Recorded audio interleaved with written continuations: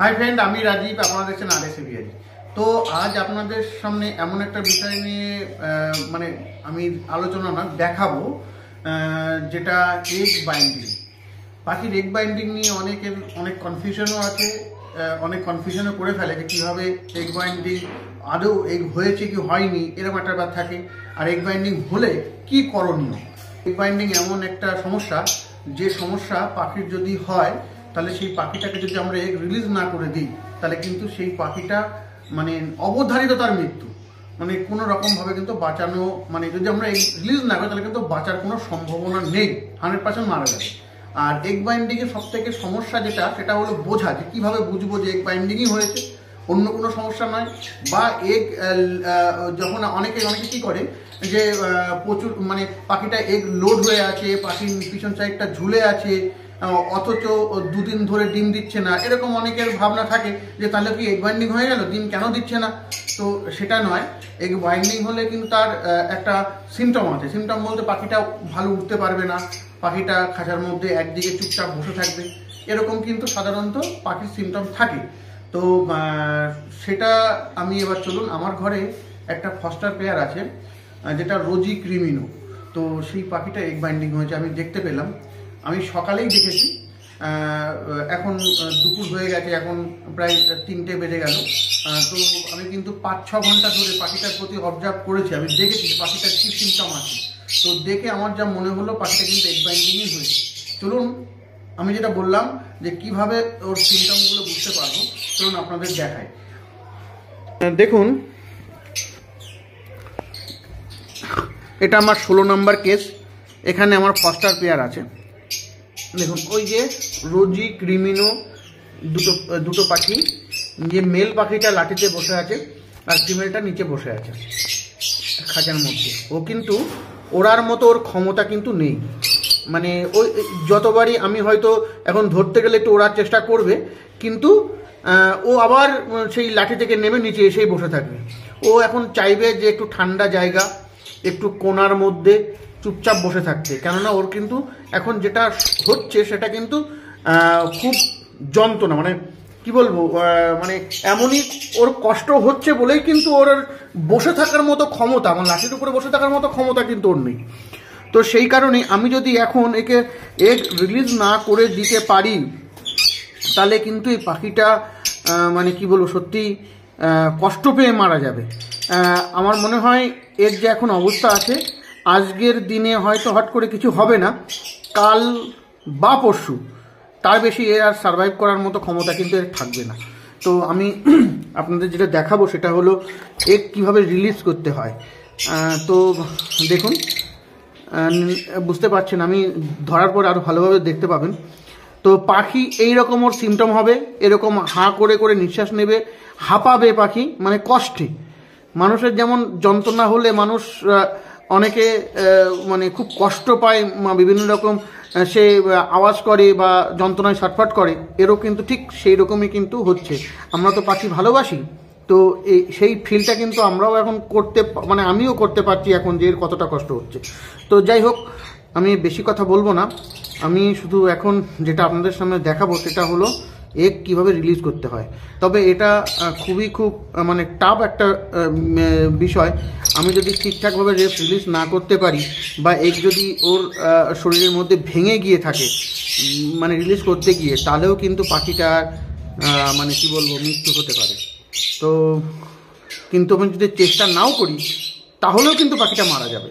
তো আমার সব থেকে যেটা এখন আমাকে চেষ্টা করতেই হবে যে একটু রিলিজ করে দেওয়ার জন্য।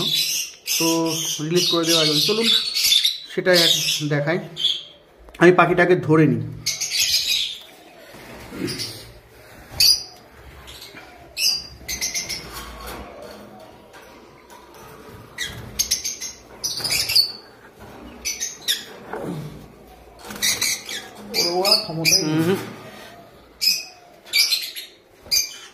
দেখুন বন্ধুরা, পাখিটার কিন্তু কোনো রকম ওড়ার ক্ষমতা নেই, কি অবস্থা হয়ে আছে দেখুন।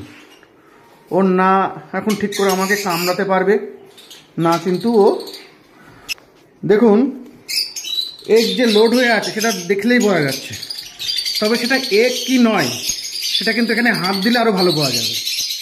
আমি কিন্তু চাপ দিচ্ছি না, জাস্ট আমি হাত এখানে দিলেই এখানে কিন্তু পুরো শক্ত হয়ে আছে, বোঝা যাচ্ছে যে ভিতরে এগ আছে, এইখানে চলে এসছে। এই এগ মানে যে আটকে যাওয়ার একটা মূল কারণ, সেটা কিন্তু এর এই ভেন নয়, যে ভেনটা ছোট বলেই ও এগ লে করতে পারছে না, সেটা কিন্তু নয়। এটা অনেকে ভাবে। অ্যাকচুয়ালি এটা কিন্তু আমার ফস্টার পেয়ার 2-3 বছর ধরে কিন্তু আমার কাছে কিন্তু বাচ্চা বড় করছে। তো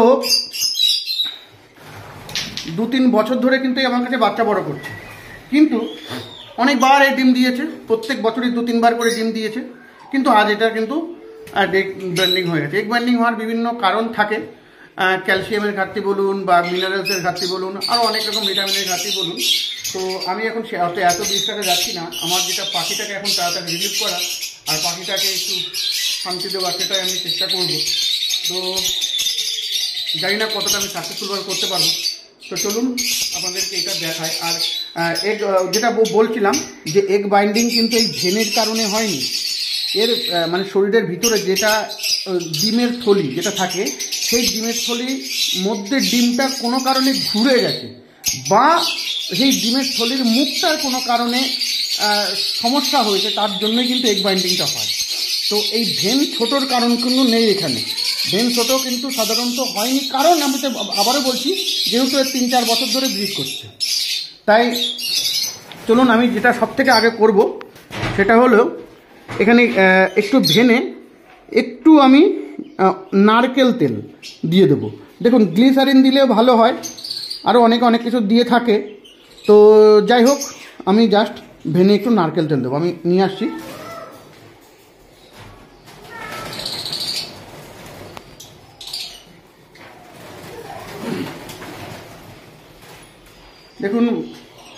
দেখুন এটা নারকেল তেল আমার কাছে আছে।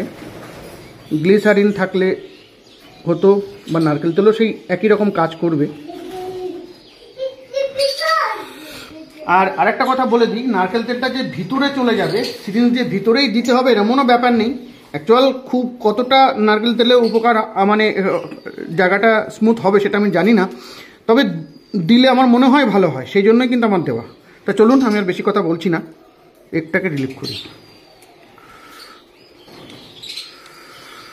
আর যেটা এগ রিলিভ করার সময় যেটা কিন্তু মাথায় রাখতে হবে, আমি কিন্তু এই এগের উপরে চাপ দেবো না, ডিমের উপরে কোনো রকমভাবে চাপ দেবো না। চাপ দিলে কিন্তু ডিমটা ভেঙে যেতে পারে। তার জন্য ডিমের ভিতর সাইড মানে পিছন সাইড, পেটের মধ্যে আমি কিন্তু চাপ দেবো আস্তে আস্তে। আর এটা কিন্তু একটু টাইম নিয়ে করতে হবে, খুব দ্রুত যদি কেউ করতে যায় তাহলে কিন্তু সমস্যা হবে, কেননা ভেন আস্তে আস্তে খুলবে, টাইম সাপেক্ষে আস্তে আস্তে খুলবে, তার জন্যই কিন্তু টাইম দিতে হবে। আস্তে আস্তে টাইম দিতে হবে, আস্তে আস্তে খুলবে। এটা খুব কষ্টকর হবে, পাখিটা খুবই কষ্ট পাচ্ছে। তো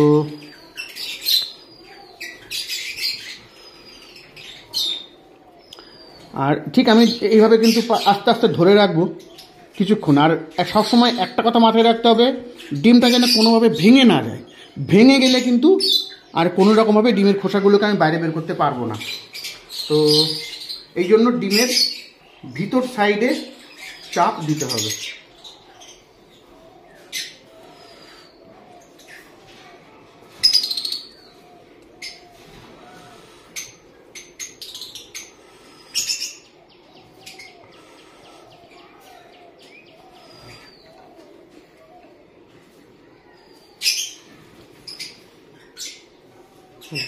দেখুন এই যে ডিম দেখাও যাচ্ছে এখন আস্তে আস্তে, ডিমটা যথেষ্ট বড়, দেখতে পাচ্ছেন সবাই, আশা করি পাচ্ছেন। আমি এর থেকে ভালো করে আর দেখাতে পারছি না, পাখিটা যথেষ্ট কষ্ট পাচ্ছে। টাইম নিতে হবে, কিন্তু দ্রুত কিছু করা যাবে না। দেখুন ডিম আস্তে আস্তে একাই বেরিয়ে আসছে এখন।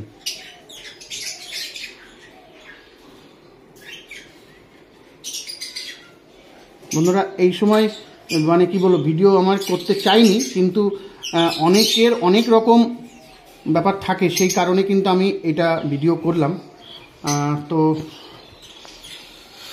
পাখিটার দেখুন ভেনটা এখনও, ভেনের মধ্যে যে ডিম থলিটা এখনও বাইরের দিকে আছে, আস্তে আস্তে ঢুকে যাবে, কোনো অসুবিধা নেই। তবে আমার মনে হয় পাখিটা অসুবিধা হবে না, এখনো পর্যন্ত ও মানে সজ্ঞানেই আছে। দেখ, এর আগেও আমি এইরকম সমস্যায় পড়েছি। এর আগেও আমি একটা এরকম এগ এরকম হাত দিয়ে মানে এগ লে করিয়েছিলাম, কিন্তু সে পাখিটা আরও অসুস্থ ছিল, মানে সেই পাখিটার আরও এর ক্ষমতা ছিল না। সেই পাখিটার কিন্তু মানে কি বলবো, মানে ও পাখিটা একদমই সে পুরো শুয়ে পড়েছিল, পাখিটার কোনো রকম ওঠারও ক্ষমতা ছিল না। তো আমার মনে হচ্ছে সেটার থেকে এই পাখিটা একটু ভালো আছে তুলনামূলকভাবে। আমার মনে হয় না পাখিটা আর কোনো ক্ষতি হবে। মনে হচ্ছে যে পাখিটা এখন দেখতেই পাচ্ছেন আপনারা, আপনাদের সামনে দেখালাম। তবে পাখি 2-3 দিন ধরে ডিম দিচ্ছে না, অথচ লোড হয়ে আছে, এরকম দেখে কিন্তু পাখি আপনারা মানে সিদ্ধান্ত নেবেন না যে পাখিটার হাত দিয়ে এটা লে করাতে হবে। আর সেটাই কিন্তু এগ বাইন্ডিংয়ের লক্ষণ না। এগ বাইন্ডিংয়ের লক্ষণ পাখির লোড থাকবে, দেখতে পাবেন পাখিটা ওড়ার ক্ষমতা থাকছে না, পাখিটা নিচে কোনার মধ্যে চুপচাপ বসে থাকছে, মেলটা ওকে খাইয়ে দিচ্ছে 2-3 দিন। মানে আপনারা যদি ফলো করেন পাখির, এই জন্য সবসময় কী হয়, পাখি যে কটাই করুন না কেন পাখিকে সবসময় দেখভাল করতে হবে, পাখিকে ফলো রাখতে হবে যে প্রত্যেক কেজের পাখি তাদের সিমটম কী, পাখিরা সুস্থ আছে কিনা, বিভিন্ন কিছু হতে পারে। তো সেই কারণে যদি আপনারা সেরকম ফলো রাখেন তাহলে কিন্তু এই বিষয়গুলো আপনাদের সামনে কিন্তু নজরে আসবে। তো বন্ধুরা, যাই হোক, আপনারা দেখলেন যে পাখির এগ বাইন্ডিংয়ের কী সিমটম এবং কীভাবে এগ রিলিজ করতে হয়। তো আর বেশি কথা নয়, পাখিটাকে আমি একটু শান্তি দিই, ওকে আমি বক্সের মধ্যে দিয়ে দেবো, ঠিক এইভাবে ধরে। বাইরে দিলে বাইরেই বসে থাকবে, আমি এখন বক্সের মধ্যে দিয়ে দিলে ও বক্সের মধ্যে যতটা সম্ভব ও কিন্তু রেস্ট করার চেষ্টা করবে। আর যেহেতু মেল পাখিটা ওকে ফিড করিয়ে দেয়, তার জন্য এর কিন্তু ফিডের অসুবিধা হবে না, খাবারের অসুবিধা হবে না। তো চলুন আমি এখন বক্সের মধ্যে পাখিটাকে ছেড়ে দিই।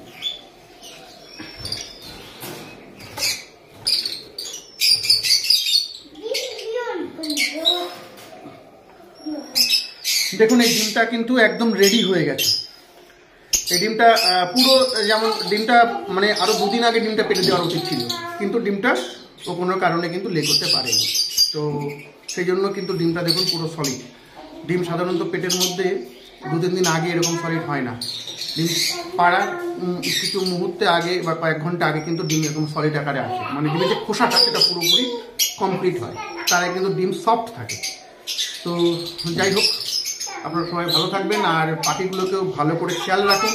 যেহেতু ব্রিডিং সিজন, ডিম পাড়ার সময় পাখি কিন্তু এগ বাইন্ডিং হতে পারে, তার জন্য পাখিকে প্রপারলি ক্যালসিয়াম দিন, পাখির মেডিসিন বা ভিটামিন সব রকম আপনারা দিন, এবং সঠিক যে সাপ্লিমেন্ট তার প্রয়োজন সেটা যেন আপনারা সবসময় খাবারের থেকে এবং বিভিন্ন মেডিসিন বা বিভিন্ন সাপ্লিমেন্ট প্রোভাইড যদি আপনারা ঠিকঠাকভাবে করে থাকেন তাহলে কিন্তু এই সমস্যাগুলো পাখির হবে না।